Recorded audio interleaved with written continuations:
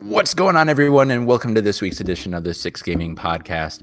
This is episode, I don't know what the fuck episode this is. What episode? I didn't look. It's on the freaking Discord. It's on the Discord over here. I wasn't looking.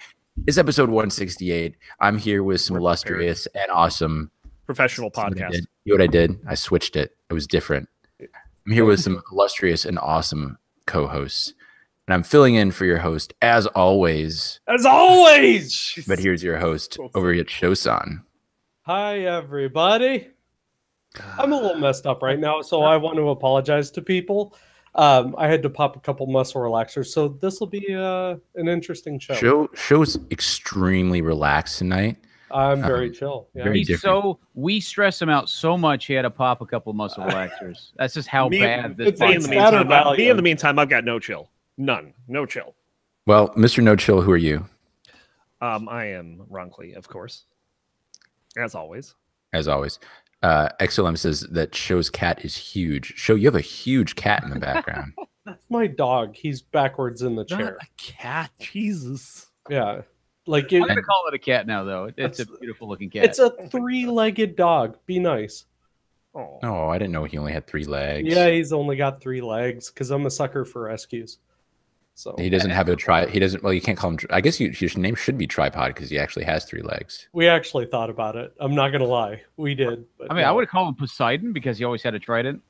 That's actually clever. That is clever. Yeah. And Mr. Green Screen, what's up? Hello, I'm Squega, and I'm here for the memes. Well, you've come to the right place. This episode brought to you by Shower with Your Dad Simulator 2015. Do you still shower with your dad? Priscilla said that if only muscle relaxers did anything. I'm sorry that they don't. I have never taken any, but I have heard they're quite powerful usually. Oh, they're good. They're not powerful enough for show, though. Oh, Yeah. no. Hey, you got another cat in the background there. That's my other dog. Dog. What are you Can doing? we just make? Oh, hello, pupper. Can we make Show think that he has cats? Like over? Can we like mind fuck him? For like, the next, no joke. As soon as he said, "Why do you have a big cat in the back?" Like I actually had to look to make for sure. the next year, we're just gonna convince Show that he actually has cats. Yeah, he does. So can we get, instead of Show, can we get one of the dogs on the mic and just have them like chime in? Like, No. They're cats. oh yeah, one of the cats. Or one of the big catos. All right, you know what? Come here, buddy. Come here. Meow meow. Hey, Meow meow meow meow. come here. Hold on. Oh, the other Don't cat. bite me. All right, buddy. There you There we go. go. Oh, look at that Look at the kitty. Cute little kitty. Yeah, you're a big Big old giant cat. kitty. He's like Wolf Yo. Yeah, he doesn't quite know what's going on. Wiley, you see that? Neither does anyone watching. Hey. Meow meow No, meow not meow at meow all. meow meow meow meow meow meow Oh, you meow meow silly meow meow. All right. you So, can get down. Hey, Hold on. everyone, it's time for Shosan's favorite part of the podcast. Oh, Munching dog. Wait. Oh shit! It's news. Okay, I was waiting for that one to be over. Thank you. So this week in news, we got a decent amount of stuff for you guys, some good stuff. First thing coming from Nintendo. Yes, free games. Sorry. I mean, games? there's- Where can you find those? Yes, free games. A game that is free. You guys ever heard of this game called Warframe? I know No, that no one Twitch plays keeps that. trying to pimp free loot for the game onto me, but So- I don't play it. So But no one plays it. A lot of people are starting to play it. They're definitely doing a good job advertising it. It's a game that I lost interest a little bit. I've got a lot of other games to play, but if you like Diablo, and if you like shooters, it was a massive disappointment for you, then Warframe is possibly what you're looking for. A lot of people have found what they wanted. It's a space ninja looter. So like you run around, you kill shit, and then you pick up equipment and what's the word I'm looking for? Like materials, like components and stuff, and you can combine them and build enhancements for your suit, and you can build new suits and all kinds of stuff. So it's like a looter, and there's a grind to it. I mean, people admit there's a grind to it, but they've added a bunch of story. They've added a new story thing with cinematics and all kinds of stuff, and there's a whole lot of levels you can get. So if you haven't ever tried it, I do recommend trying it. It's free. Like I said, Yeah, you know, interesting. That's very interesting. I didn't know much about the game. I know that one of the streamers I watch, Inexpensive Gamer, became a partner out of nowhere, seemingly out of nowhere for me. One day I was just browsing Twitch and through my follow list, and there he was playing Warframe. And I was watching him, and I was thinking, I don't exactly know what this is. And then when Total Biscuit's unfortunate passing had happened, I found out, at that point that he had helped propel Warframe into the mainstream as well. And I tried to actually figure out what it is. And yeah, now that you mention it, my first thought is it reminds me a lot of like in terms of maybe genre mixing, like Hellgate London. I don't know if you guys ever played that way back in the day, kind of like actually. A Diablo-esque third person perspective shooter kind of thing. That was like the test of your system's capabilities back then. Yeah, that when it didn't crash. Right. Yeah. So cool. Yeah, it's pretty fun. The movement is very it's a very fast moving game. Like you learn there's like a roll and a jump, and like if you do a jump roll, it's like a barrel roll jump thing that people used to get around. It's just, I mean, it's a fun game, but you got to be ready for the grind or to pay. So that's the thing. So, it's free, that's free to play. They're a pay to win component. Yes, but it's not very. Makes sense. There's not a lot of PvP. It's very PvE. There is some PvP you can get involved in if you want, but it's very PvE. So you join up with a team. It's random matchmaking. Like I said, it's kind of like Diablo. Okay. Yeah, I learned my lesson for pay to win. I used to play MapleStory way back in the day. I'm sorry. Oh yeah. Yeah, I know. See, I got into it randomly while I was out of a job back in 2009, and what it boiled down to is you could spend 5 hours getting to the next continent, or you could spend $10 and you could get an item that lets you teleport straight to the next continent 3 times, and that's it. And I might have spent a couple of bucks on MapleStory, and then I quickly learned my lesson. So I don't know how I feel about that kind of pay model with Warframe. Yeah, I mean, so different areas, you just kind of progress linearly through the areas. The gating is more like, I'm not going to call it cosmetics because it is not cosmetics. They are gameplay things, but it's like buying characters, basically. The frames themselves, you can earn it all through grind, or you can buy in-game credits, and the credits you can use to buy frames, weapons, whatever. Okay. But I mean, you can.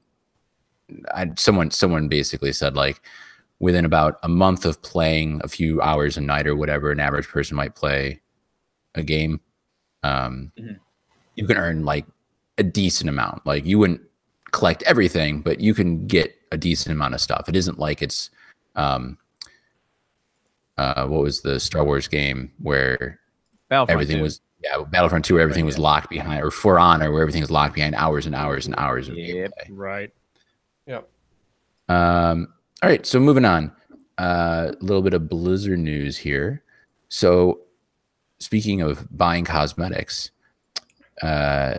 Pink Mercy skin is actually really cute. It's a really nice Mercy skin. The pigtails kind of turned me off to it, but I can get behind the Gee, I wonder why I enjoyed that. Who else has pigtails? Oh, but my future future wife. colors, aren't they? Yeah, who cares? What? Anyway, so they donated all the proceeds, 100%. This was not a cash grab by Blizzard or anything. All the proceeds went to Breast Cancer Research Foundation, which is awesome. Give me a guess, and if you haven't read it, how much money do you think they raised? My guess would have been like $2 million. I would have said probably close to that. Yeah. Actually, probably $2 million. $12.7 million between the skin and the T-shirt, and the streamers who.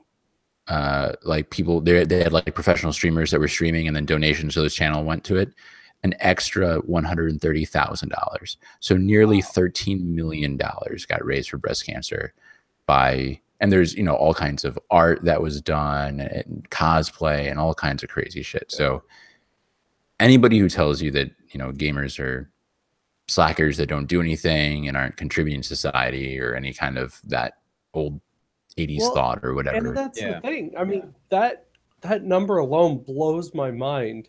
That is no small amount, and to go to something so great, that really does speak volumes. I mean, that is just amazing. Yeah. Well, I mean, and we talk about it during GDQ every year, Yeah, twice a I year. mean, The amount of money that's raised during GDQ is usually millions of dollars as well. Absolutely, So- yeah. That is a good thing, a thing to feel good about with gaming. And I like the choice of charity as well, because I just looked this up on Charity Navigator just to make sure. Breast Cancer Research Foundation has a good rating, very solid rating, and because the other one that's rough is this in my opinion, is Susan G. Komen for the Cure. oh And yeah, That's the one that I think if I remember right, the NFL they paired up with, they partnered up with.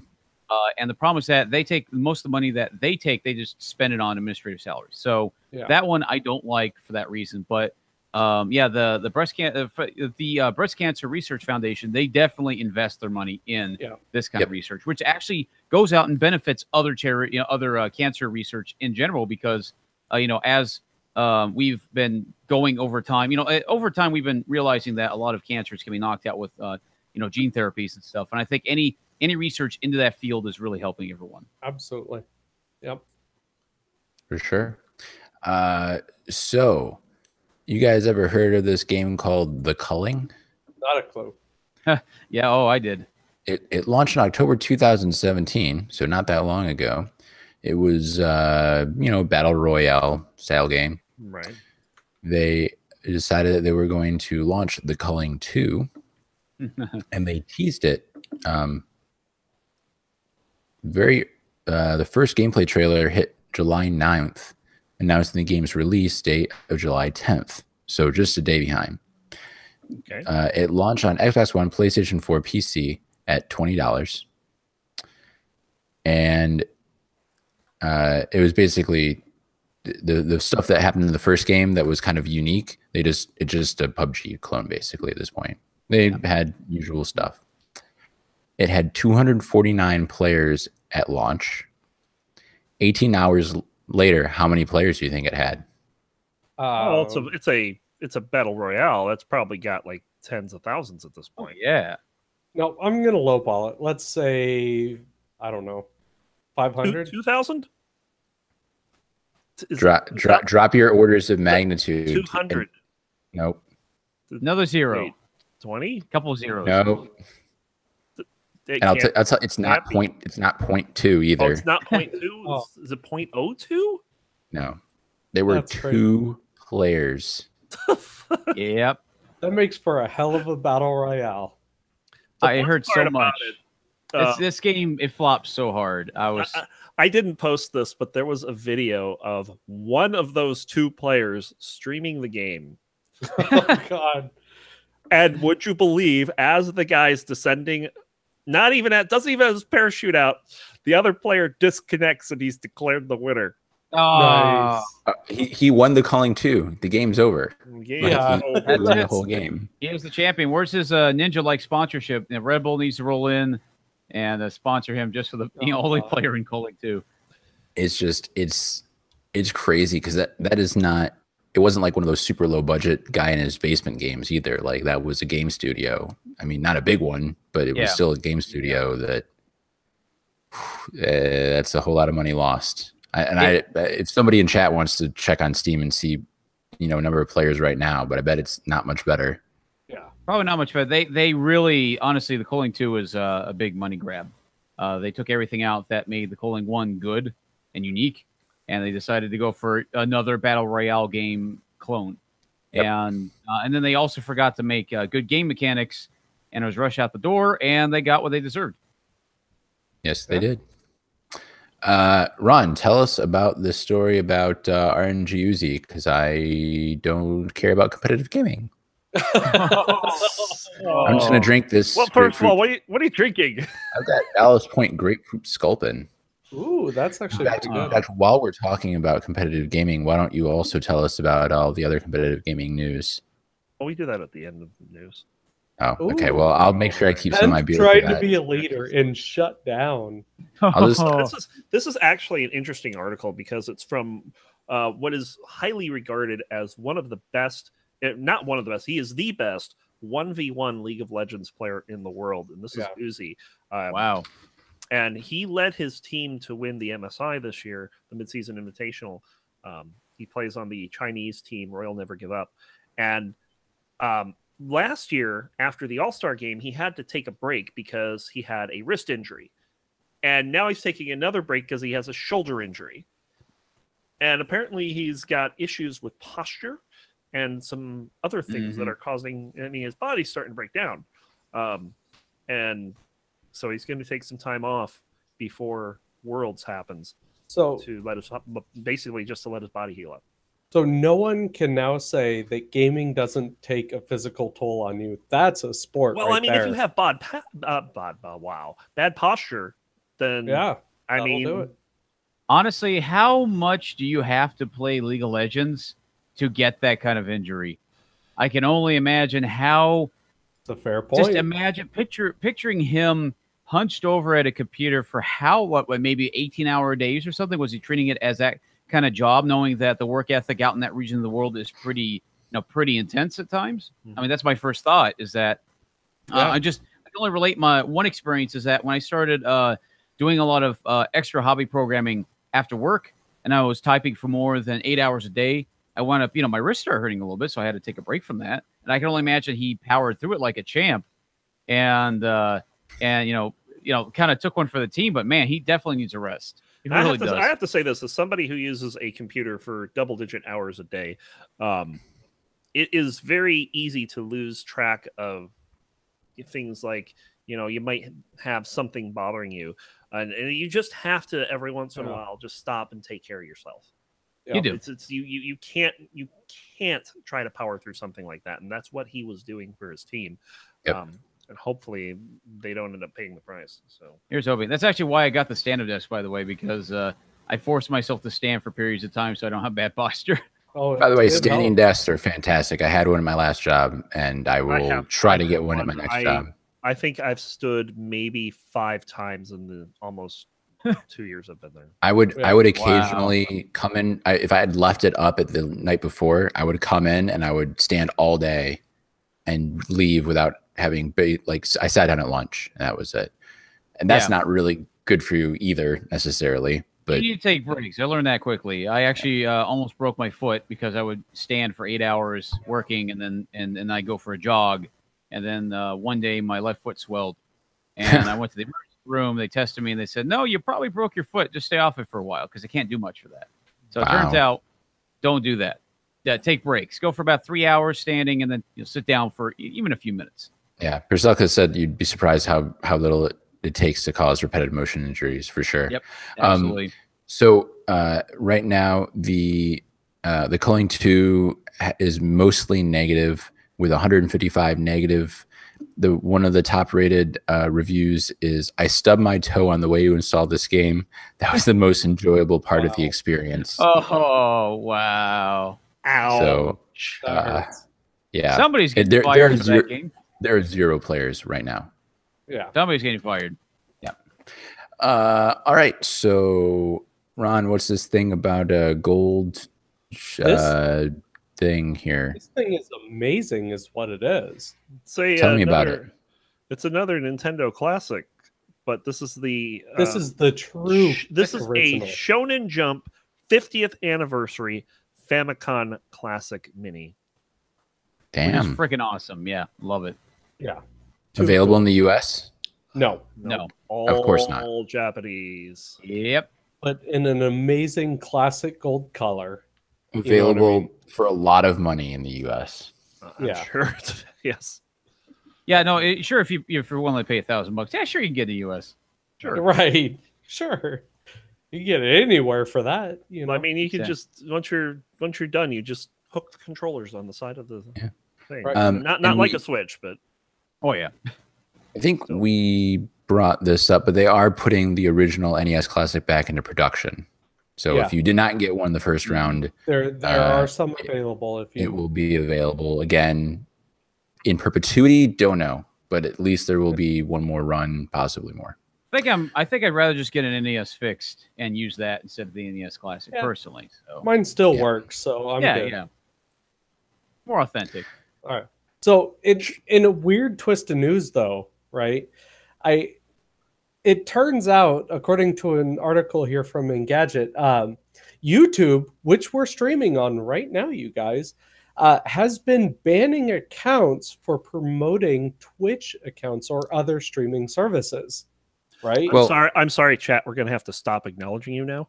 Yeah, we can't even promote Twitch at all. I was going to YouTube. Follow me on Twitch. No, but it's but here's the thing, though. They got some crazy accounts, like Linus Tech Tips, got banned. Let's see, Cerny, several of these major guys, because they do live shows on Twitch, they ended up getting banned for that promotion on their YouTube videos. They know what they're doing. They're just taking the knife that they've stuck into their content creators and are just like twisting it and digging it deeper. And So now, part of it though is, I think we talked about this a number of weeks ago. There were some people who got strikes for it.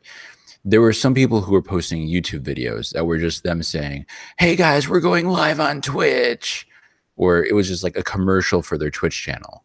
So it's like, it's not exactly the same as people who broadcast on both or talk about their Twitch channel on their YouTube channel. It's people who are basically using YouTube as a platform to promote their Twitch. No. So that's a little bit different. But the thing is, like Linus Tech Tips, just a few days ago, got their accounts back from YouTube. So between, early in the week when this article came out to now, that's a long time to be without, But when you get a partner or an affiliate agreement, like one of the things that I didn't know about, I read the affiliate agreement. I can't take my Twitch stream and export it to YouTube within 24 hours. There's a 24-hour exclusivity deal that you sign. Like, who gives a shit? That's an average affiliate. But like, you can't export within 20. Like, I can't take this stream. Actually, if we were an affiliate, we would not be able to do this. You can't multi-stream as an affiliate. As a partner, probably not either, but maybe they make exceptions for some people. I doubt but you can't multi-stream. Twitch claims exclusivity. Yeah, so actually, it's very interesting because, no, you're right. But at the same time, as an affiliate, if you were to stream on Twitch and then hop on the Mixer, right, end your stream on Twitch, and then you hop on the Mixer and start your stream on Mixer, you're totally allowed to. It's just the content you send to Twitch should be exclusive to Twitch. And I do know of a few streamers that do the partner streamers, big people that negotiated their contracts with Twitch so they can multicast. One of them is Vinesauce. Vinesauce streams to both YouTube and Twitch, and he's a very large streamer on Twitch as well. So it really comes down to leverage, how much leverage you bring to the platform. Well, and to be fair, chat said, it happened to Linus because they released a video only to announce that stream on Twitch coming up. Right, that's what I said. Yeah. Well, so many people have done it though. But it just seems extreme to me. Like, that's really YouTube saying, you signed up with us, you are only ours. I think YouTube and Sony can get together. Well, YouTube, like Google, is trying to jab a knife into their business model and just start twisting it until they lose money. I think that's YouTube is Google, so I'm not surprised. Oh no, it is. I'm saying like YouTube, like the rest of Google. I just read a thing today where Google Maps API, they're going to start charging money for access to it now, and restrict access more readily to it. So a lot of free apps that are built on it are going to have to migrate away. Hold on. Let me imitate a Google high level exec. This YouTube thing we got going on is pretty great. A lot of people like it. Let's do what we can to shut it down. Yep. Boss, I don't think we could do that. Money, but sir, and that's like an entire discussion between an intern. Just basically that boardroom meme with the guy going out the window is every Google meme. Yeah, exactly. Squigga, can you say I'm not a crook? I know what you're doing. I'm not. I can't do it. I can't do it right now. I can't do it. I'm laughing. I'm not a crook. It's so bad. Okay. Anyways, on the serious news, not really serious. Fortnite. What? Again? What?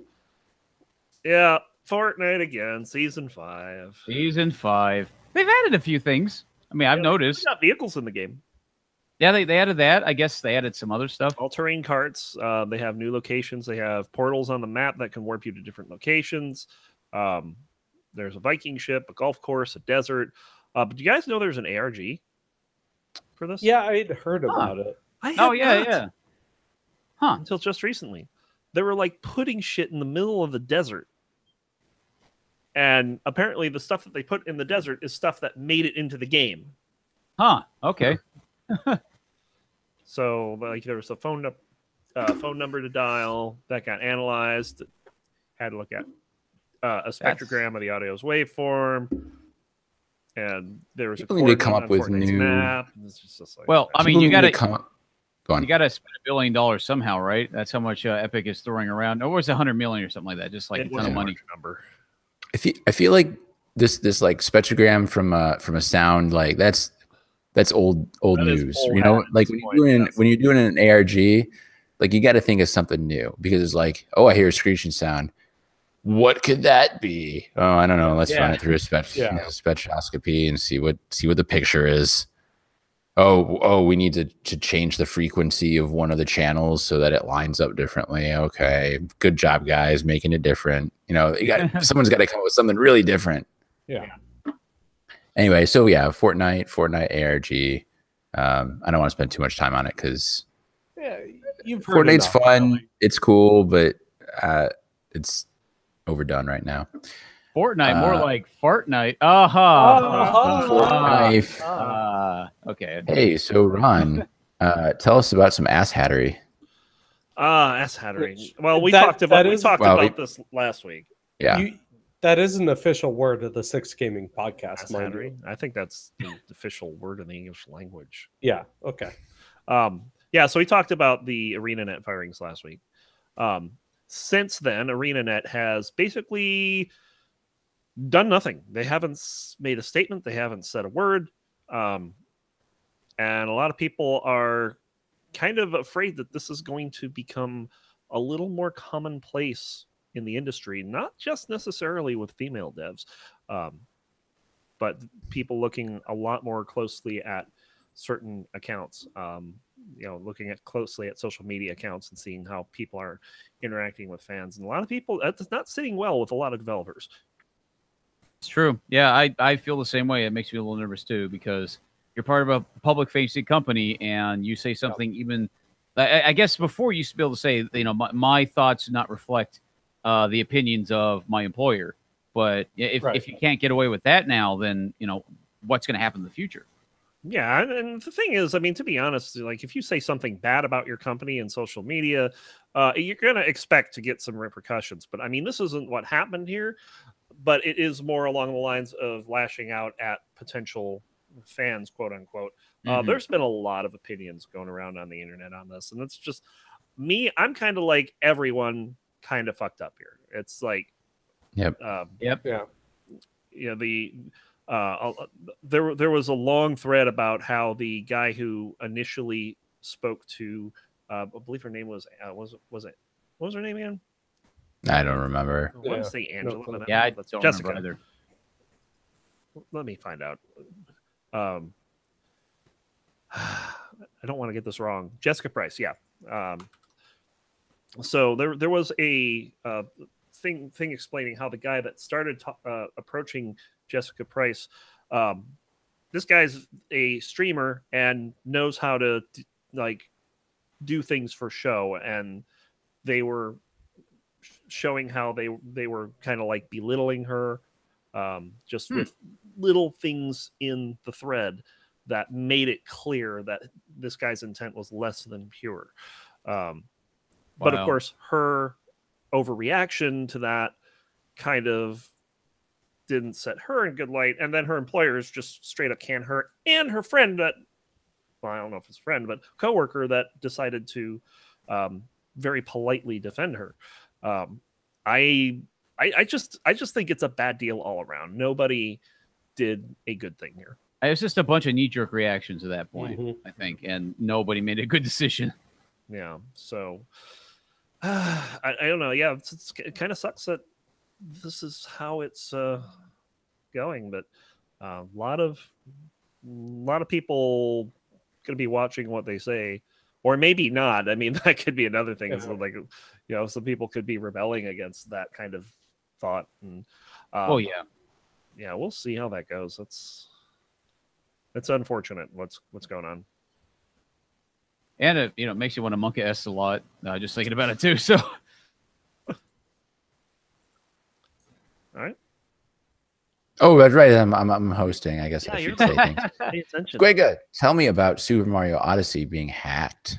okay, this is actually pretty cool. So now This you is guys really know that there are the majority of every single Switch starting from launch had that well-documented vulnerability to allow people to root it and get full access to it.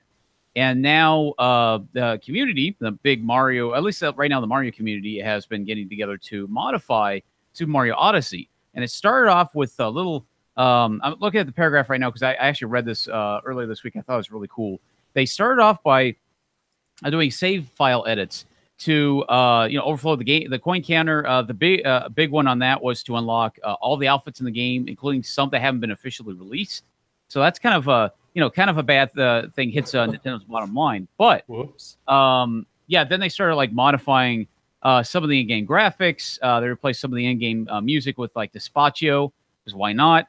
And then finally they're moving on to building custom levels. And there's some rudimentary level builders now available for the game. And we might be able to see the next Kaizo Mario Odyssey. That's really cool. I thought it was really cool that they're figuring out really unique things other than just hacking and cheating. Yeah. Did you say gazpacho music? Despacio. With a I don't D. know what. Are you saying Despacito? Despacito? Oh, yeah. You know what? Yes, it is. I've never actually heard that said. Today I learned. They say the name of the song. Okay. Yeah, I know. I've listened, but you know what? When I listen to music, I really never listen to the lyrics. I often do not really listen to lyrics either. And I'm a freaking idiot. So that's good news. That's good news for me. Inagata Devita. Yeah. Baby. So I just want to take a quick sidetrack because gazpacho is amazing. I want to go back to Perselka, what he said in chat just for a second. Google Wave was amazing. Yep. Wow. And it's really sad that it didn't. They released the invites too slowly. I really think that was a big problem. It was the same problem that Google Plus had. They released the invites too slowly, and I understand why they didn't want to just overload the servers all at the same time. But by the time that enough people had it, that it would matter, the people who had it to start had lost interest because they couldn't do it with anybody. And to be fair, a lot of technology from Google Wave has shown up in other places, such as Google Documents. Yes. Yeah. And also, I mean, this is kind of a bit of a symptom is that there are a lot of companies that can see Google Wave and they go, hey, we could do that by the time they release all their invites out. We could build something that compete. So that's what happened as well. Right. And so, I mean, like if you have something like Slack or any of those kinds of things, I think the real, like you can see people typing, maybe the real time text appearing thing just wasn't enough. I mean, Discord has a lot of those same kinds of ideas and features. So to your point, Ron, like, and Swega, both of you guys said, like, it started kind of a revolution in how we communicate, but unfortunately that specific product didn't make it. I thought it was really cool. I was in a few waves that were really neat about, because it was more than just surely communicate with one or two people in a business setting type thing. Yeah. But it became almost like a forums where you could hang out and kind of like live chat about TV shows or whatever. But like I said, Discord fills that spot in a lot of people. And then the business world, Slack fills that big time. Yep. Does a great job of it too. Now, speaking about voice, which commonly, let's be honest, is the English language. Let's talk a bit about spelling, right? Everyone read this article, right, Squega? I believe I thought I was the host. I was going to say Totally something thought. just like this. I had to do something. Yeah. Yes. Okay. Yeah. So Go on, this, Swega. we're talking about the aliens colonial marines, right? Because I really like this article. Yeah, that's quite a the bit. one. It's amazing. All right, so actually. this is the dumbest thing. So aliens colonial marines, was kind of a panned game from way back in the day, and one of the criticisms was kind of just some of the AI not working correctly.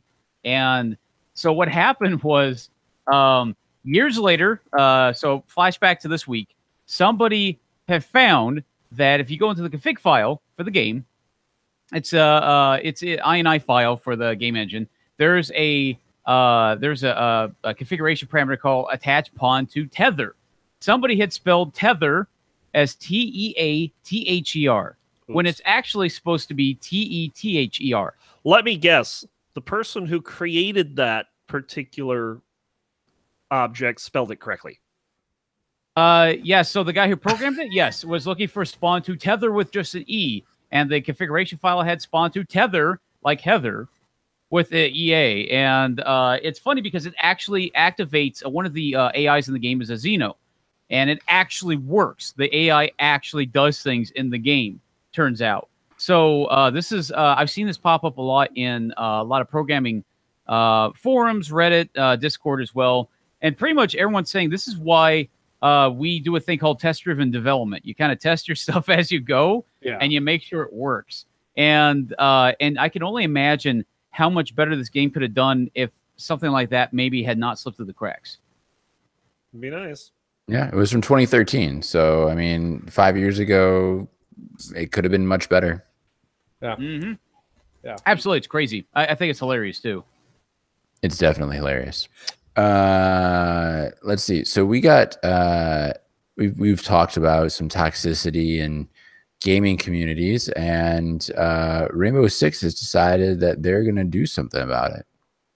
So in Rainbow Six Siege, anything in chat that is considered offensive, and I think it's probably a list of things that an average person would consider offensive. We're not going to get into like, well, so and so can censor you and you're not going to agree with it or whatever. Like, we're talking about regular homophobic, racist.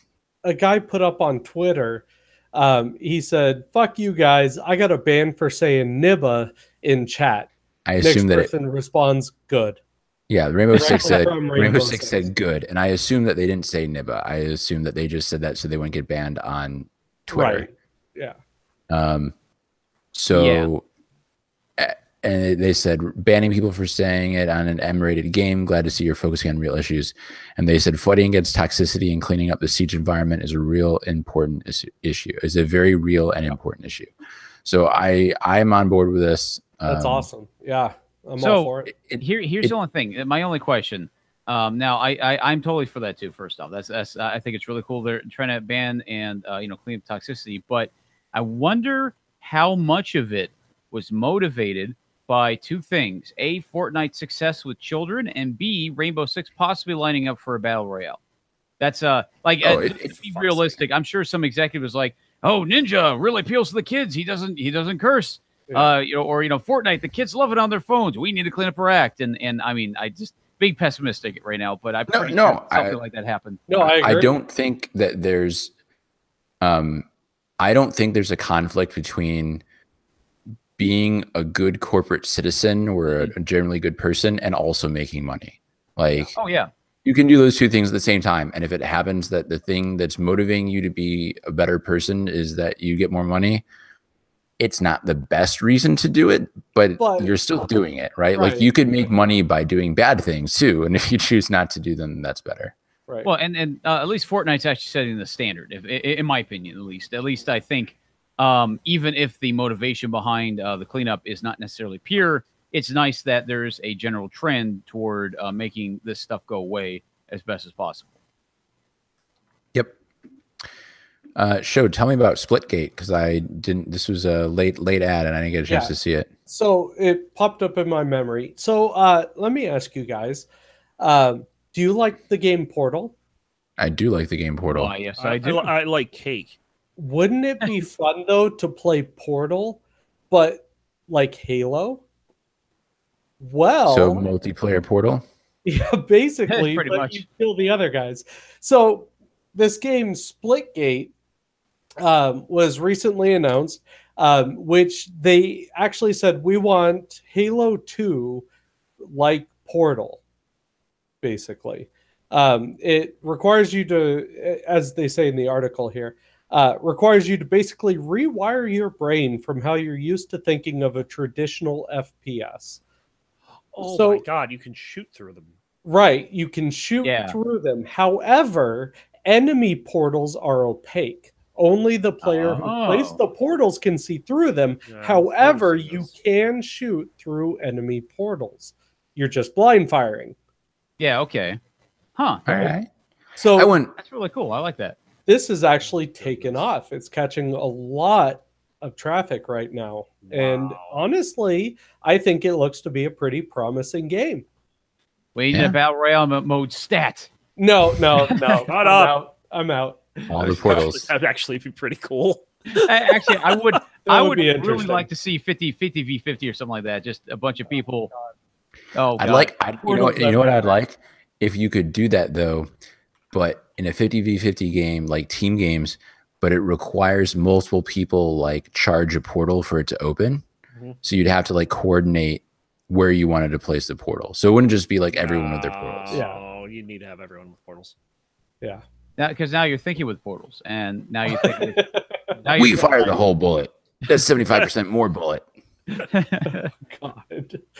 Anyway, yeah, I thought that was an interesting mention, and I felt like the game, needed to be talked about. Yeah, Show, thank you. That's Show really must have an investment in this game.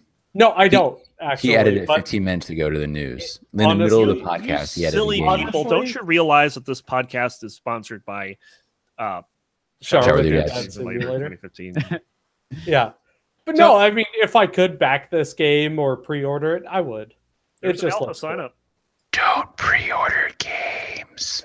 I'm just thinking right Trucker now. words. I'm just thinking right now, show son, like I can imagine because the way Google Hangouts is working right now, whoever's talking, flips to their camera. I can only imagine like every time it flips to you talking, you have a new piece of memorabilia on, like a hat for that game, and then like a plushie on your shoulder. Like I don't know what you're talking about. Like the next time you have a T-shirt on. I'll It's like remember the- this. It's like the Oreo beard commercial. Yeah. Right. Yep. That was a good one. All right, so that Ron, I have my beer in hand. Why don't you, You tell do. us about some Oh, mine's empty. Overwatch League or some League of Legends? Yeah, Dan, you don't know what the hell we're talking about. This is League of Legends. The League of Legends, right? Summer Extraordinary splits. legend. Team Liquid and 100 Thieves top of the table at 5-2. A lot of teams in a logjam in the middle, so going to be a while before these guys get some separation. But it's very interesting that no one seems to be clearly running away with this season. So we'll see if this makes everyone better in time for Worlds, or if there's going to be a North American slaughter in Worlds, as there usually is. For the Overwatch League, they are winding down their season. They just finished the quarterfinals today. Yep. In the first quarterfinal, Philadelphia Fusion upsetting Boston Uprising, winning that one 2-1. They'll go on to face the New York XL, and the London Spitfire also with the upset over the LA Gladiators. They'll go face the next LA team, LA Which Valiant. is crazy. So yeah, the lower seeds not doing so well so far. They're the lower numbered seeds anyway. Yeah, and that does it. Now I Boom. kind of want The playlist, Like Squega, go. what? Playlist, What? go. I peed myself. No, I needed to know. You start, Ron. I told you not to startle Squega. Clean that up. Clean that This up. is why we can't have nice things, you guys. I keep saying this. As Ron's cleaning up my ear, and he's like, "Why does it smell like gasoline?" Don't worry about it. Yeah. No reason. Well, playlist, huh? Haven't been up to a whole lot. I've been playing the Search for a Job game. Yeah, it's all fun. Yes. I love that I've game. played that game too. It's fun. You It's- also, oh, you it's also a got, hoot. you also got the Lucky 13 on Friday the 13th. Got to talk about that. That's- Oh yeah, I forgot I was. I completely forgot. But yeah, for actual games, mostly primarily playing 2 games. I did Wizard of Legend last week. Almost got to the end of the game several times. I'm getting close. I love that game so much. I recommend you guys play it. Just I can't recommend it enough. But yes, getting to You I recommend it or can't recommend it enough. oh, okay. Yeah. Can't recommend it enough. But so other than so that, it's just okay. it's meh. It sounds all right. I'll just reverse psychology. Don't try it, guys. You won't like it. I swear. Don't buy That's it it. right I'm now. buying it. I'm I'm getting buying it. it. I've got it right now. Where's Steam? Good. Never buy it. Never play it. Never recommend it. So Take my money.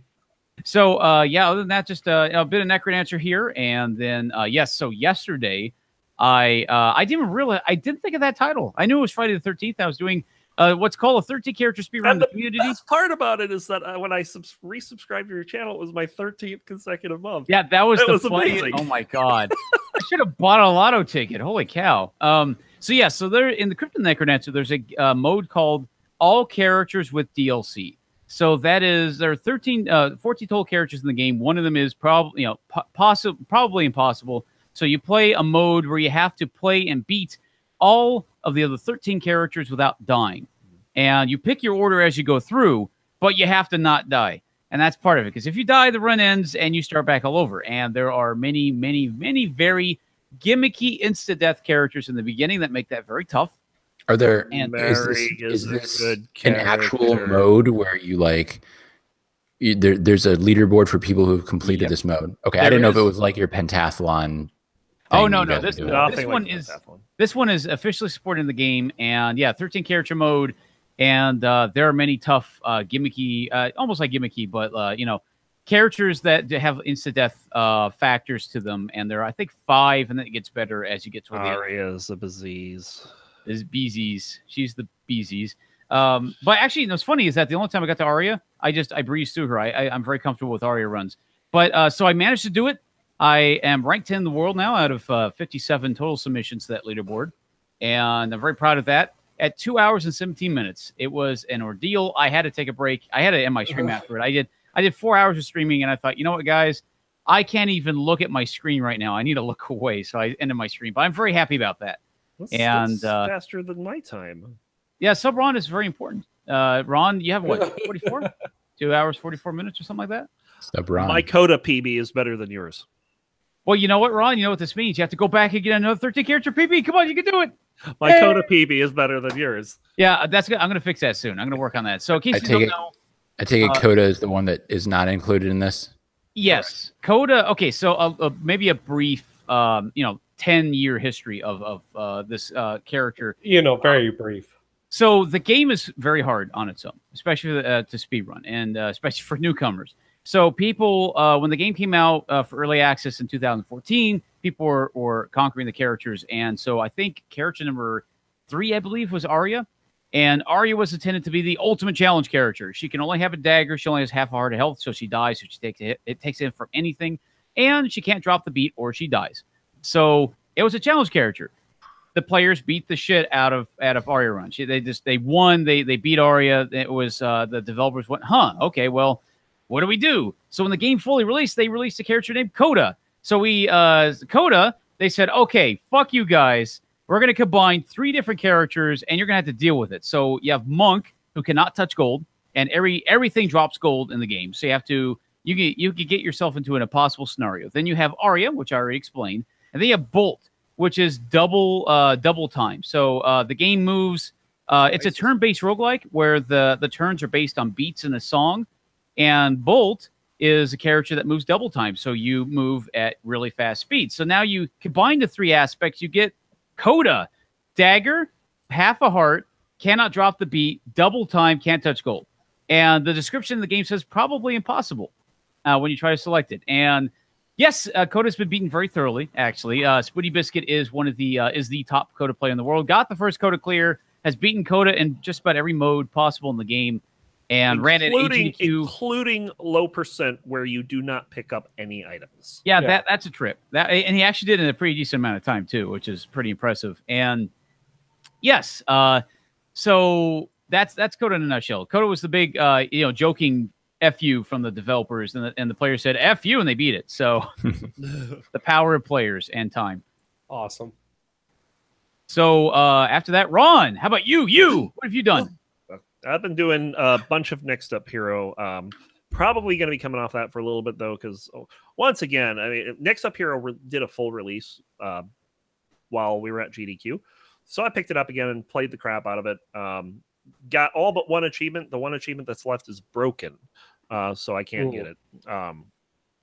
But all the other achievements have been obtained, including the one to complete a 500 or greater level venture, which happened because the game is broken. And I think of this game and I think broken game.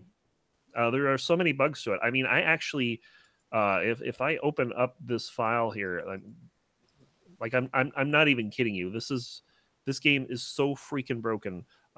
Here is, I'll show this to you here. There, that's the bug list that I found. That I have found. Is this still an early access game? No. Oh. And a lot of these bugs are major bugs.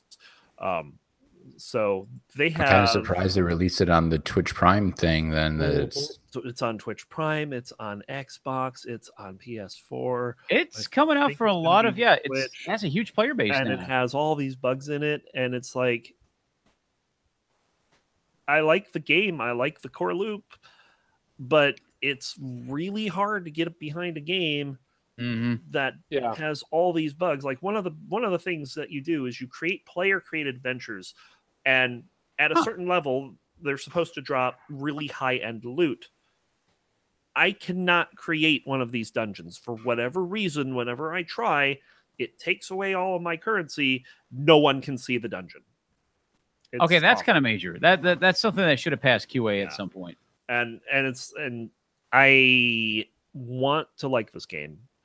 I gave it a positive review in early access. I am thinking of switching that. Like that's how serious these bugs are. It's like it's not unplayable by any stretch, but it still feels extremely early access. That's unfortunate. Wow, they did really manage to partner up with Valve to get some Valve help. No, they got some Valve IP in there. Like you can play as one of the characters has a Gordon skin. One of the characters has a engineer skin, and I don't know who the third one is off the top of my head. And the engineer skin, instead of dropping normal turrets, drops portal turrets. All right. So you got little portal turrets that you can drop. I mean, the game is good. It's fun to play, but you have to ignore a lot of things, and it's frustrating at times. So I think it's still free through today. I think today's the last day you can get it for free on Twitch Prime. So there's that. I've been playing some Crypt of the Necrodancer. I got a Bard PB this week. 404, I believe. Wow, that's fantastic. PB not found. GG's, man. I think it's better. I have to thank my wife for that. She came up with that while I was on stream. I wasn't even thinking of that. But yeah, 404, I think it's like 33rd or something like that. And I came to the discovery that my next highest rank outside of Coda is that Baziz. Well, you got really good at Aria. You really did, actually. I think Aria is one of your best speedrun characters in the game. It's the worst. It's the worst. 42nd. You know what? It's really good. You should play her more often. No, I should play other characters because Aria's bad. Do you still have the Bard Deathless? For pre-DLC, yes. Oh. I haven't gone back and done a post-DLC one. I should now with the new keyboard. That was the main reason I stopped doing Deathless, is because I was having some trouble with my other keyboard. This one should be better. So there's that. Well, let me look that up really quick. All zones for good old Bard would be 69 wins. Yeah, it's 69. It's so you do nice. Know you have to get the 420. Nice. You have to get the 420 now. I have to get the 420. There's no middle ground. Jump to 420 and end it. Do you have any idea how long 420 would take? You know what? Sure. Why not? Why is it got to be 420, you California pothead? I don't know, man. Leave me alone. Well, I just go to 1337. Shazan? Let me do that. Wait, what are you doing here? Let me get the same number of wins as Biggie Mac has points on Bard Seated Randomizer. Oh, that should have been news this week, actually, or at least the week it came out. Because okay, so there's a score run. You can do score runs in Crypt of the Necrodancer, and it's where you just get like 20K. Yeah, and you have to just get as much money as possible from the monsters that you kill, and obviously, there are many techniques. The community's come up with so many ways. There's a bug in the game, though, called courage duping. And there's a ring of courage. When you kill something, you lunge forward, and you're invincible for a frame. And courage duping allows you to take a bounce trap, which causes you to bounce back when you try to jump on it. And you kill things on the bounce trap. And as you courage into it, you take the pile of gold that's on there, and you take the gold, but that gold is still there, and you double it every time. And so average run, I think world record at one point is like 30K for Bard. That was as best as possible. A guy named Biggie Mac in our community, great guy, also nuts. He did a several-hour run, and he got 3 million, over 3 million scored. And it was to the point where where Brace Yourself was asking, "Is this legit, guys? Is this real?" It broke my community site. I run necrolab.com, and there's a filter on it for cheating. It says, okay, if you're over 1 million points for score, you're obviously cheating, right? No, not anymore. So I had to go back and fix that. That wasn't fun. Yeah. Awesome. And the last game I've been playing is I've actually been playing Death State a bit. Been playing some different characters, just trying to stay fresh with the game. So that's about it. Joe, what are you playing? Wow. Okay. So you guys would never believe this, but Fallout 4, of course. Oh my God. Yeah, I never would have guessed. I know, right? No. This is the kind of game somebody on Muscle Relaxer should play. Just remind you guys. It totally isn't, because I have a problem with ghouls. I don't like zombies. I don't like ghouls. They're pretty much the same. But yeah, so a bit of Fallout, a bit of Elite Dangerous. I know. But you got your games. It's all right.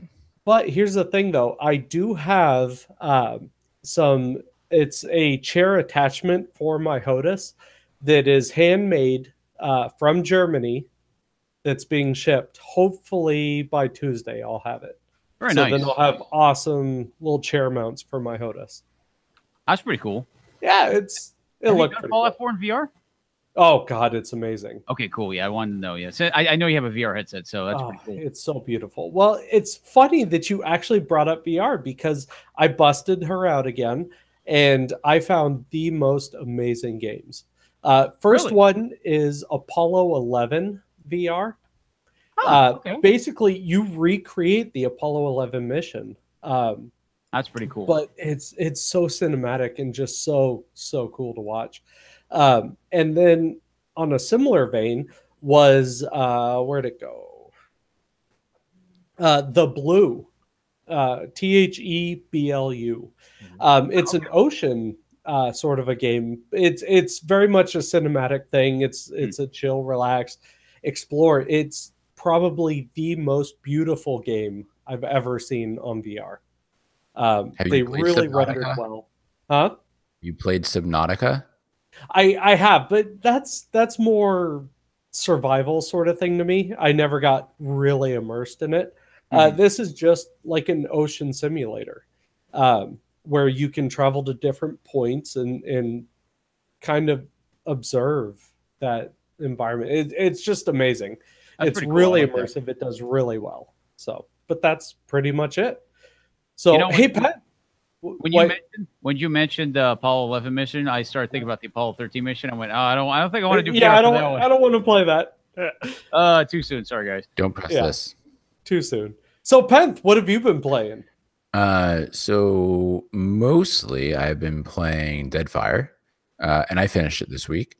I would recommend it. That's Pillars of Eternity 2, by the way.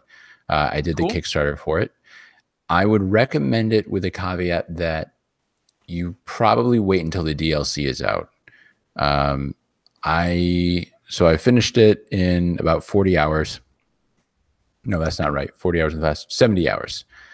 Finished the whole game in 70 hours. Got almost all the achievements. There's one achievement for like having maximum negative relationship with one of your crew members, which I didn't. That promotes positive gameplay. I don't know. I'm not going to go back through the game right now and do that.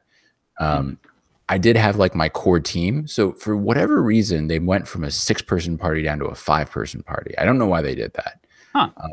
It definitely changed the dynamics of my choices, right? And I think I talked about this last week. Like, I don't remember if I talked about it on my stream or if I talked about it on this on the show, but like you usually would have like 6 people, right? You'd have like 3 melee and yeah, I did talk about it on the stream because we talked about melee. Yeah. It was 3 melee and 3 ranged. Melee. Yeah. Yes. And so I had to rebalance some things. But what I ended up doing is I kind of came up with this group of 5 that I really liked. And at the very end of the game, right before like the last quest, I took the other people that I had not used the entire game, even though I picked them up early in the game, put them in my party, did their personal quests. And so if I made a really bad relationship with one of those characters just to get the achievement, I wouldn't really feel bad about it. Okay. And then there's another achievement that I'm probably going to get tomorrow or something. I'll just go back in. There's an area that I visited and then just forgot about, never went back and finished a quest. The only reason why it really matters is because they did an kind of interesting setup where the achievements, the Steam achievements, are also achievements inside the game. So like, you know, some games, like there's Steam achievements, but there's also like an in-game achievement menu. And those achievements give things called Bareth's Blessing. Bareth is the goddess of like life and death in the game. Okay. And so you're at the very beginning of the game, you're basically reincarnated. You die, like the very beginning of the game, you die, and then you're reincarnated. And achievements give you points that let you buy basically like new game plus stuff. Like it doesn't necessarily get harder, but like by doing achievements in your first playthrough, you can like start at level 4 or start with more gold, or there's a special vendor that sells higher level stuff at an earlier spot or whatever. So your second playthrough can be an easier experience. So when the DLC comes out, I'm not sure if I'm just going to load up a save from near the end of my game or if I'm going to replay, because it was a lot of fun. I did notice a number of bugs. But are they game breaking? You know, one of them could have been game breaking. It turns out I was able to kind of circumvent it. So there's a specific place that I went and tried to talk to this character, and I only had 3 options, and all those 3 options basically made her stop talking to me. It pissed her off and she stopped talking to me. I took my save from before I went in there, went back, advanced one of the other plot lines a little bit, and then came back, and I had a 4th option and I could talk to her, and that advanced the plot. But there were a few things. There were some typos. There was some weird shit that went on here and there. One of the personal quests was broken because of like, there's this tower and somebody wants to go talk to somebody there, but like it gets attacked. And so one of the people on the tower like wasn't there that I needed to talk to. Like there were a few things that were kind of shitty, but not a big deal. I just kind of pushed through them. So that was a lot of fun. I recommend that game. Like I said, wait for the DLC. There's going to be extra content, and then hopefully they'll fix a lot of the quests. The only thing that really pissed me off about, like, so they patched it. The biggest ship was like 54,000 copper or something like that. Copper is the main currency. 54,000 copper. Okay. And I was gonna buy it I had like 90 something thousand copper, and I was gonna buy it, and I was like, I'll do it tomorrow. Well, the patch doubled the cost of the 2 biggest ships, so it was then 108,000 copper. So they did realize that you ended up with way too much gold. You could buy all the upgrades, you could do all the stuff. So they're kind of rebalancing it. It probably needed to be done. But anyway, fun game. I picked up Risk of Rain. It was like $2. I'm not good at it. The same way that I'm not same way I'm not good at most roguelikes. Risk of Rain kind of likes to remind its players they're not good at it. I think even the good players such as Lethal Frag get completely crushed by that game at times. It's a great game, but it's very brutally difficult and very unforgiving. Yeah, I think it's kind of like Dwarf Fortress. Losing is fun. Exactly. Yeah. It's an interesting game because if you guys don't know, it's basically a very lo-fi 2D not platformer, but shoot 'em up almost. Mm-hmm. The good old shmups. Yeah, and so the kind of hook of the game is that you can get unlimited upgrades, but as time goes on, the difficulty increases. So enemies hit harder, they have more HP, but you also have had more time to gather more equipment. So in each level, you just find the teleporter, you activate the teleporter, it spawns like a big boss, you survive, and then you go through the teleporter. But in the meantime, you kill enemies, get the gold, and then you upgrade your equipment, but it's all random, right? So sometimes you end up with a good, I mean, it's like a roguelike. I mean, sometimes you end up with better stuff, sometimes you end up with shittier stuff. But it is quite hard. And one of the things that I'm learning is that you need to run a lot. Yes, you do.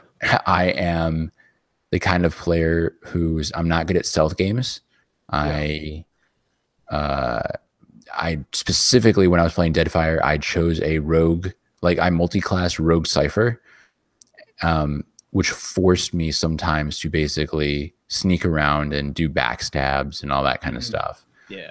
Just because I wanted to do something different, because I'm so tempted almost always to just run up and smush things in the face. Yeah.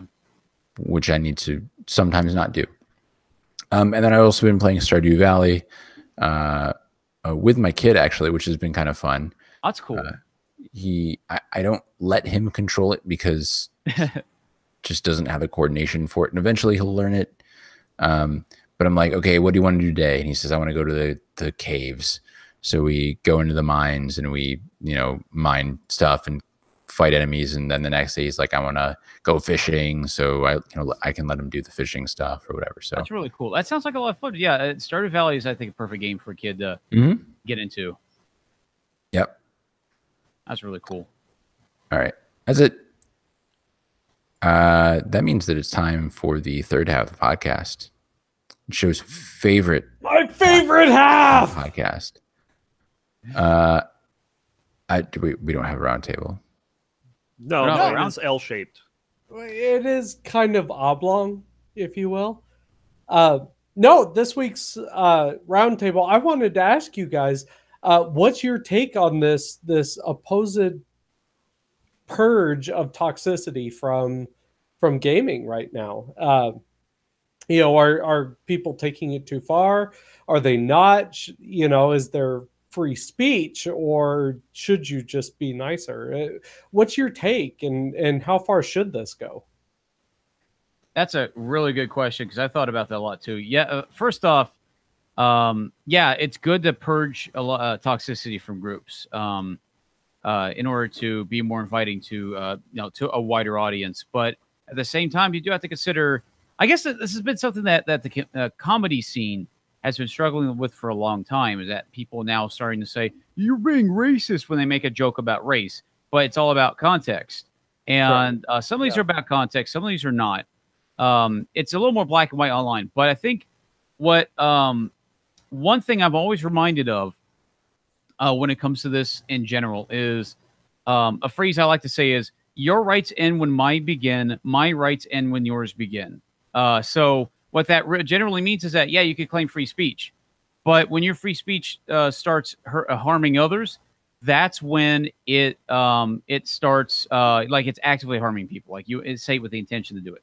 That's when you have to realize, okay, that's when you're not protected by the First Amendment in the United States, at the very least. Is that when when it's harmful, then you're on your own.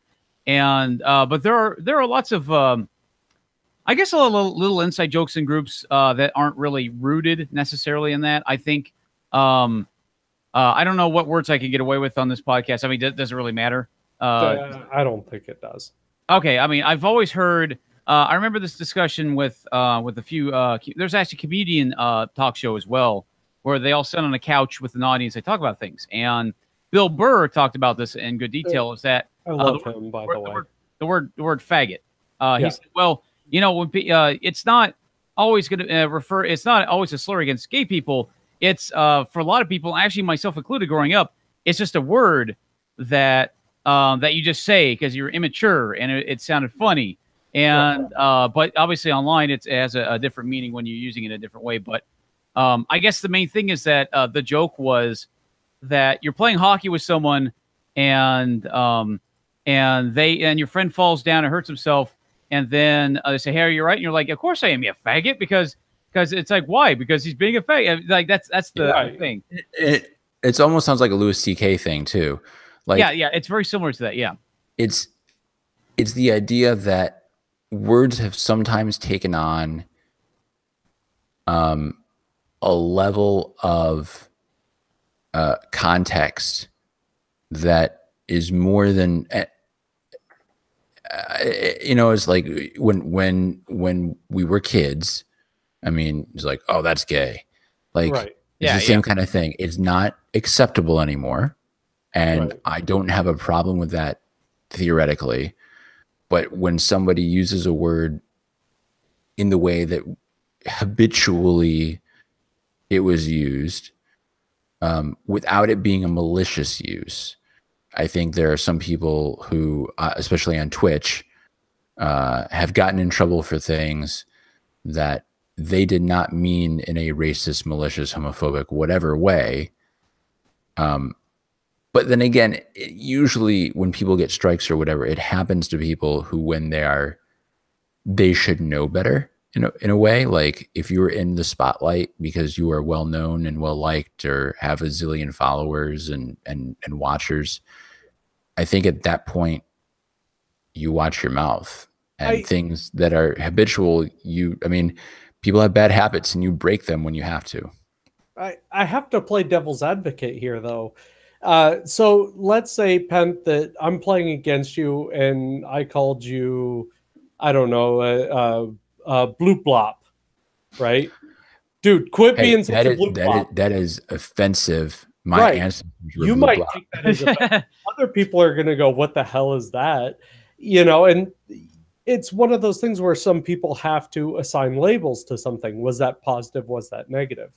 So on one side, I have to ask, you know, how far is this going to go? Whereas the other side, you know, how far should we restrict it? Like if I just say, hey, quit playing like a girl, is that suddenly going to be the next thing? Like how restricted and how far can you take this? Hey, Show, you play ball like a girl. God. Yeah, exactly. Sandlot tomorrow. Pretty good. Just saying. See, that's in a sense. I guess that's actually a good example of context. I think another example that I'm reminded of that kind of warrants this kind of purging during SGDQ this year and NEGDQ. I guess the community is very harsh toward Proto Magical Girl, and she's actually a really nice person and a good person in general. But some people cannot get over the fact that she's transgender, and there are people that will spam all sorts of emotes, anything they can get away with, even the most innocent of emote, as long as it hints at, you know, mocking that one attribute. And they started banning those, and people are like, "Oh, I don't get it. I just spammed this one innocent emote. What's the point? Why'd you do that? You're being, you know, fascist. You're being Nazis." And then, but if you go back and see the chat in the VOD, obviously the emotes only happened anytime Proto Magical Girl showed up. And it's very intentional, Yeah. And the kind of people that posted these, you could see their message history elsewhere, like on Reddit, and you go, "Oh yeah, you're a hateful person." Yeah. And trolls being trolls. Yeah, exactly. And I guess it once again, it comes down to context. But in general, yeah, there are certain things that you really shouldn't be saying in general that did not have a good origin. And another example from my life, when I was a kid. During middle school and high school, I used to do a lot of LAN parties with friends. And at the time, we did a lot of shooters and a lot of just multiplayer co-op games. And we'd be playing Diablo 2, and I'm playing a paladin, I'm surrounded, I'm dying. I'm like, "Oh no, I'm taking it up the butt." And that because you're 12 years old, and that's funny. And then I said it once during my high school year after class in my fundamentals of technology class. It was just me, a couple of my fellow students were playing a game, and the teacher of the class, he looked at me and said, "Don't you ever say that. That's the worst thing you could possibly say out in public." It scared the crap out of me, and I realized that day that, yeah, that's not good. And I can only imagine if I didn't get that correction, I'd still be saying it, and running all of these things of hitting all the censorship walls, because I never got that. I was never taught that was wrong. Right. So I think what it really comes down to is two things. Context does matter, but at the same time, a lot of the people that do this stuff and cry foul are the kinds of people that never learned how to socialize properly. Right. And they're pretty much like cancer people. They're cancer chat. And that's what they care about. They care about trolling. They care about being mean, as racist and edgy as possible, because they were never taught or corrected by an adult or somebody that said, hey, that's not cool, man. So it comes down to both. And it does depend on context in both scenarios. I agree with Squega. Ron, how about you? Yeah, it's something that we brought up before on the show, and it's good to see, like, specifically talking about the Rainbow Six situation. Like, they're taking a pretty hard stand, but as we found out with from like Riot Games, it's hard to do this successfully. Yes. Yeah. And it's and I keep coming back to the fact that it comes down to, if you are playing these online games and you see something, get in their face, me, I ended up just stopped playing those type of games. Yeah. I just don't like that kind of community, and I don't like getting in people's face. So it's no secret that, like, the FPS community does spawn that sort of player. Aggressive. Aggressive. Right. But, like, one of the games I play, Quake, the new Quake game that launched, that so far hasn't been an issue. Like, people are just playing it because they want to play a good arena style FPS. So I actually count it pretty fortunate that game went free for a very long time, and we don't have that community right now, or at least it's not super prevalent. Well, imagine if a bunch of 12-year-olds swarmed Quake champions, and and how toxic that would be. And that's another thing. It's just I think just the audience for is somewhere for a game, a community or something does matter. You get a lot of young people. A lot of them don't know these things are not cool, and so they're going to say all the edgy crap that they can. Right. And I mean, another great example is GDQ. We're talking about that. They have gone through great lengths to try to sterilize their community a bit. I wouldn't say not necessarily in a bad way, but to kind of weed out a lot of the really bad players. Like their cancer chat. They finally gave up this year during AGDQ and said, okay, sub-only mode. People rioted around it. Everybody freaked out. They said, oh, that's it. They're Nazis now. They can't do it. They're not going to be as successful. It's their downfall.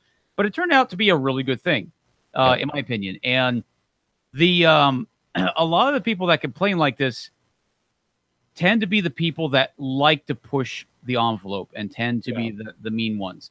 But at the same time, you don't want to completely sterilize any environment and turn it into a soulless experience. There has to be some, I wouldn't say spirit, but some, there's something behind it.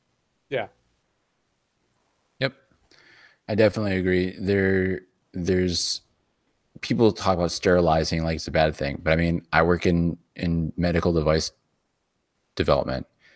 You want your shit to be sterile because otherwise you have an infection and you die. I mean, to take it to kind of the extreme analogy, like you need to get rid of the bad parts of communities or whatever, because it spreads. I mean, Well, and the word that keeps getting thrown around is cancer. And cancer does spread, literally. Yeah. It does. When you see when a person makes it seem like acting a certain way is okay, and that person is acknowledged either in power or just is not in power, but just a person in a chat or whatever, and they act like an asshole, and then other people start acting like assholes, because the first person was never punished for acting like an asshole. Right. Now you have to deal with 50 people acting like assholes, and you have to deal with 1,000 people acting like assholes. Yep. And if you don't come down on the people who are doing things that are not right, then now you've got tons of people acting not right, and it's a lot harder to take care of it. Yeah. And take into account that I was just thinking about, like in this case, GDQ again. What if GDQ had never tried to moderate its chat and never tried to crack down on this bad behavior? Think about this for a minute. One of the things that I noticed the very first time we went to GDQ is actually a fairly large transgender community gets there. Communes there. They like to. They're just people. Yeah. They're awesome people. I've played cards with them. I like the very first Tetris Grandmaster. One of the runners is transgender, and I sat down with her and I played cards, and she's a really cool person. And imagine if they didn't do anything to moderate the community, you would be up against in front of 100,000+ people mocking you constantly. And some of those people are, sinister enough to start doxing you.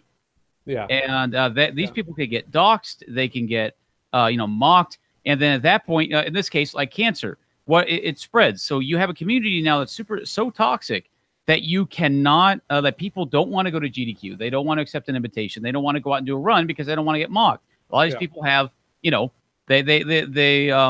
might be transgender. They don't want to be mocked and doxed and harassed by 100,000+ people, possibly millions. Yeah. They don't want to. They don't want to be. The other people might not want to do it because they think, yeah, I don't like this because your chat is horrible and everything. And so that kills off GDQ because suddenly nobody wants to be a part of that, and they can't raise the money they need. Therefore, they go out they go out. That's a huge reason why they just raised, what was it, 2.3 million? And the craziest part about all of it is that these people who are mocking the people are the ones who claim to be the fans, right? Yeah, of this event. I've seen a number of articles pop up recently that basically said the reason why Star Wars will never survive is because Star Wars fans are shitty. And it was basically like, that's true. You say you're a fan and the kind of the line is, for a person who says they're a Star Wars fan, you sure hate Star Wars a lot.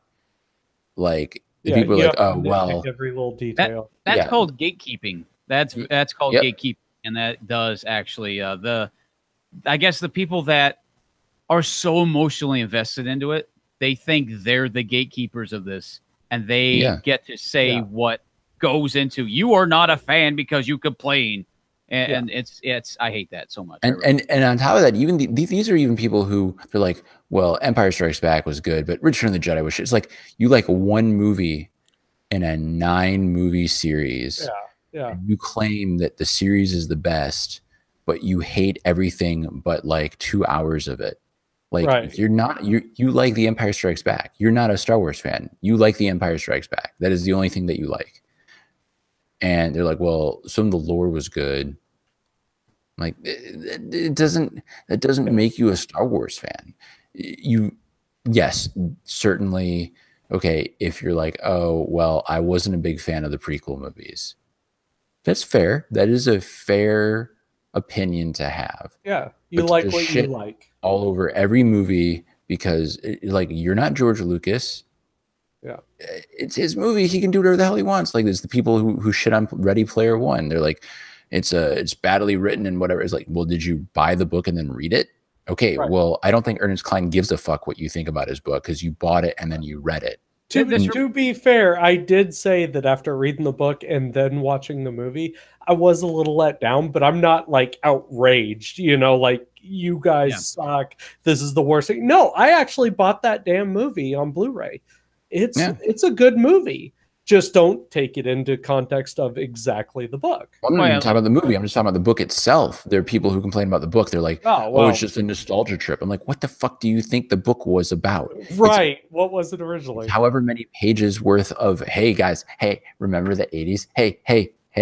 Actually, I think like 5 or 6 pages were dedicated to Ferris Bueller's Day Off. Yeah. It was brilliant. You got what you signed up for. Right. And if you read the first 20 pages and you didn't realize that's what you were signing up for, then you're reading it like a 4th grade level and don't understand exactly, Priscilla. That's why it's great. Like, it's exactly what I signed up for. I wanted to read a book that was a bunch of 80s pop culture, and that's what I got. And it was a fun ride. It was not like it was not like it was not the wasteland, right? It was not, we're not talking about highbrow literature. It's a book about 80s pop culture. Right. And that's what you got. You know what? You can't tell me that if you read that book and they mentioned Rush, you didn't get a Rush song stuck in your head. You knew it because, like you said, that's what you wanted. That was brilliant moments. So really what we're trying to say is, look, man, we've had decades of books glamorizing the 50s and 60s and 70s. Give us the 80s, man. Let that happen. In 20 years, we're going to have books glamorized in the 90s. And there are going to be people that are going to be like, oh, yeah, of course it could be all about the 90s. Saved by the Bell. It's just reliving Kurt Cobain over and over again. I can't do that to myself. Yeah. No, well, the 90s is when I came to being, like consciousness. Yeah. So that's when. So I brought us off track, but to bring it back around, like that is the idea of hating of saying you like something and then shitting all over it has become really popular. And I think that is one of the problems that is coming up with this whole thing is like people are like, oh, I'm going to troll the shit out of this game because it's so shitty. And then they get banned. And they're like, why'd you ban me, man? I want to play this game. Entitlement. Yeah. It's absolute entitlement. And I've talked a lot of, I've run into people like that, and I don't like it because they think they're two types of people. Either the trolls that were never disciplined, never taught right from wrong in that respect socially, and they think it's okay. And then the first time they get slapped at the real world, they whine and cry about it, the entitlement. Or you have the people that that become gatekeepers, and they have their own personal prejudices. So okay. A good example. You hit like a girl. Now that's a joke. Okay, that's just it's a bunch of guys being dumb and saying a bunch of dumb, immature things. But if there's a gatekeeper in the group that says, you know what, like they start discriminating people based on that one criteria. No women allowed in this gaming group or in this in group in general. Or if there's any hint of lack of masculinity, they kick someone out and they start raging against other people and discriminating against them and harassing them. That's not cool. That is not cool. Yep. And I think that's what it comes down to, is that the people that just think they know better for everyone when they really shouldn't. And I could talk about this for hours, but I'll leave it at that. Yeah. I got you on a tangent. Sorry. Yeah. All right. Well, I think that is going to wrap it up for tonight, unless anybody has any last minute additions. Double check the We Happy Few game.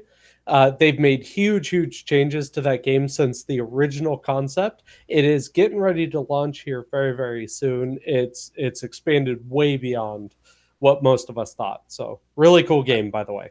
I will have to check it out since Show bought it for me like 2 years ago and they were not doing because anything it was with amazing then. Now take what was great about it and double it. All right, well, I'll have to check that out. We also need to play Tabletop Simulator Show. Yes, we play that old. Actually, we should have a podcast session where we play something like that. Like I'm down. Actually, that'd be kind of cool. Just talk about stuff and then try to do the show but play something at the same time. That'd be kind of funny. Also, I'd like to take a moment to plug this this pretty new and hip game I've been playing called Crypt of the Necrodancer, and pretty new and hip. Recommend you play it. Also recommend you go watch and follow both Ron and I. If you have a hip, you should play this game. Yes. I also want to he's not here, but I want to give a shout out to Tic Tac Foe, who I've been watching do the pentathlon. I can't play any of those games. Any of them. I have not beaten any of them. Isaac, Gungeon, Necrodancer, Nuclear Throne, Spelunky. I have not completed a run on any of those games, and he just goes through them and like it's super duper easy. Yeah, casually reading chat and just chatting along. And like, oh well, I just lost a run. Let's do another one, and just casually beats it. Yeah. I want to get into the pentathlon. I told Tic Tac once I got back from GDQ I will be soon. I'm going to start practicing every game because I beat Nietzsche. once, like some of them once, and I did a pentathlon during SGDQ against Elad Difficult, and so Rat Racing and I did that. Pentathlon. Oh, it was sad. So Elad did a pentathlon. Yeah. And Okay. Swega and Rat just kind of played 3 games. Look, man. Look, it was renewed. Okay, originally what it was that Rat wanted to challenge Elad to a pentathlon race. Sure. And I heard that and I thought, mind if I join? They said, sure, absolutely. So we jumped in, and the game list is pretty much Necrodancer, Isaac, Nuclear Throne, Gungeon, and Spelunky. That was the order. And so Necrodancer and I'm I do a lot of practicing, so I beat that no problem. Isaac, I used to race it, so I still know the game, so I was able to do okay on that. And same with Rat, actually. Both those he did just fine on. And then we got the Nuclear Throne, and we proceeded to die for the next 45 minutes. And Elad, meanwhile, casually beats every single game, and he gets an hour 36 for all 5 games. And he goes, I'm going to go get some coffee, and I'll be back. So he went and got coffee, and Elad, Rat and I are still dying. And Rat finally gave up, and I got to the end. I beat the throne, and I went to go touch the throne. I didn't realize the explosion happened on the throne, and I died. And I gave up. And yeah, so I love the pentathlon, and Tic Tac is so good at it. So follow him if you haven't. Do it now. Right now. Do it now. Do it now, or I'll mock your mother. Meh. Your mother is a nice lady. Ugh. Dorothy Mantooth is a saint. I want to thank everyone for coming tonight, especially all you bots hanging out in chat. I appreciate all of you bots. Like that Priscilla person. Oh, God, that Priscilla is just... It's a smart AI going on over there. Yeah, passed the Turing test. Guys, so I don't know if it's because we've been having more views, or Ron and I have been streaming more, or Squig, we got Squig on the show more, but I feel like we have had a lot more bots, and my streams have had a lot more bots recently. I just think a lot more bots are being developed. Yeah, I see 5 of them, not counting 6bot GG in chat. 1, 2, Commander 3, Root, 4, 5. Yep. Electrical Skateboard, Land Fusion, Slow Cool. Yep. Yeah. You forgot Exolam, who hasn't said a thing this entire show. Exolam, you're a goddamn bot. Said something near the beginning. Yeah, he did. Damn. I don't understand. Is the idea that they come into people's rooms, and so that's how they get known. Right. So the inexperienced person is like, oh, I'm going to follow them. Who is this? Let me go check it out. And all they are small stream hosting raffles. That's all they are. I've never been hosted by a single one. It's a little bit different because you haven't entered a raffle. Yeah. Oh. It's a little bit different than that. If you go to, say, Electrical Skateboard, the chat is filled with people desperate. They spam follow for follow. They're desperate for follows on There's Twitch. that too. Like some of the more established ones do that. Yeah, and they're begging. And same thing with Commander Root, except Commander Root is just a channel that shows Path of Exile statistics and leaderboards. And then people are just begging in chat, please follow for follow. I'm looking at it right now. Follow for follow, lurk for lurk. I'm desperate. And they're spamming it over and over. And Electrical Skateboard, it's just you do exclamation host me, and then you can win a chance to have the channel host you for 10 minutes. And so it's that's like the main thing for some of these bots. Okay. I figured that's something like what it was. I've been thinking of starting to just ban them from my channel because I don't want any part of it. Yeah. It's not like if you got views from it, I might let them sit there, but it's just like, I look at it and I've got seven chatters and 2 viewers or whatever. And it's just like, that's stupid. They're all hooked into IRC. So Twitch chat is IRC, and they're just logged into the IRC client. They're not watching. They're on 15,000 freaking. Oh, Slow Cool heard it was talking about him, and he left the chat. Nope. That's okay. Anyway. Wah, wah. Thank you guys for coming. This has been the Six Gaming Podcast. I'm with my illustrious and awesome and stupendous co-host. So, Show, any last words? No, yeah, I do actually. Why the hell you got to add on to my phrase? I switched the phrase and I added onto it. So I can't sue you for copyright infringement or no? You have to be the fucking host. God, Maybe damn next it. time you'll be the fucking Yeah, host. yeah, so All he had to be the designated host today because you're just, you just had to take your muscle relaxer. No, but- Two, And he's technically. loopier Anyway, than normal. No, you're no loopier than you normally are. No, he's Oh, pretty much okay. the same. I'm pretty much normal. You're so Shosan, normal. you're so eloquent today. What changed? So Uh, eloquent, thoughtful. Like freaking 4 beers and 2 muscle. I mean, I am just awesome. That's why. Yes, I feel yes, like exactly. you should not drink alcohol while also taking muscle relaxers. No, it's fine. It's fine. There's no warning or anything Oh against my it. god. He's like, We're don't worry, totally I got good. I So got a diet this- Ron, don't The worry." Sex Not- Gaming Podcast does not officially condone mixing drugs and alcohol. We don't know what you're talking about. And Not, yes, not we reading talk the about warning. ourselves in the third person, but we're okay with it. We are not amused. Show, any last words? Good night, everybody. That was awfully civil. Perselka says next time Drunk Dan should host. Yes, I, he haven't- should. Oh, God, Yes, he no. should. God, no. I do not usually drink enough alcohol at home to be Drunk Dan. Drunk Dan versus muscle relaxant Shosan. Let's do Oh, this. it's on. Ready, it's fight. All right, Swigga, any last words? Hi, and bye. Please follow me on Twitch. Yeah, I'm gonna take Grabber's line there. Hashtag follow me on Twitch. Don't get us And, banned from YouTube. Yes, yes. Please, no ban. So yeah, thank you for having me on. I really enjoyed this. We always enjoy having you. Ron, what is this podcast about? I don't know. But I did have up until a few moments ago, I did have this joke about a boomerang, but I don't know what it was. Maybe it'll come back to me. Oh, God. Oh, that My booms actually might- hurts hold on. my head. Why? Oh, Good night. Yeah, there you go. You got it. You got it. I might be in trouble for that one. Hey, Ron, did you hear the one about the 3 holes in the ground? Uh-oh. Muting. hey, Well. Swigga. Hey, Swigga. Uh-huh. What did the 0 say to the 8? What did it say? Jesus. Nice belt. Ha ha ha. That was even worse. Hey. That's how A you man walks finish into a bar.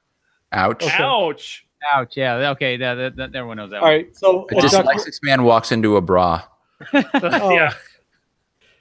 a duck walks into a bar, goes to the bartender, says, "I want a beer."